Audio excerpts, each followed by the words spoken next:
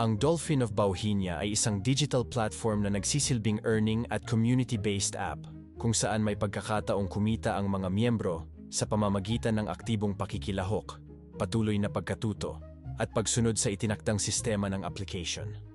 Layunin nitong tulungan ang mga karaniwang individual na makahanap ng dagdag na pagkakakitaan gamit lamang ang cellphone at koneksyon sa internet.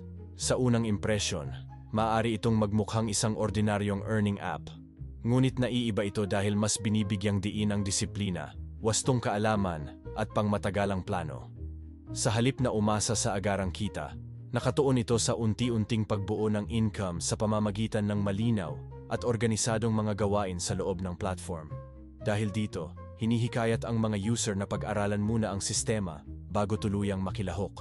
Isa sa mga lakas ng Dolphin of Bauhinia ay ang madaling gamiting interface. Simple at diretso ang disenyo ng app, kaya kahit mga baguhan ay mabilis itong matututunan. May maayos na dashboard kung saan makikita ang mga task, kinikita, at progreso ng bawat miyembro, pati na rin ang mga gabay at paalala upang maiwasan ang mga pagkakamali.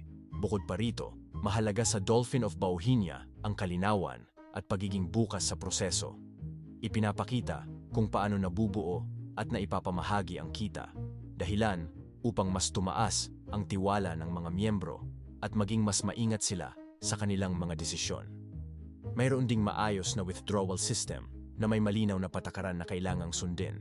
Mahalaga rin ang papel ng komunidad sa loob ng platform.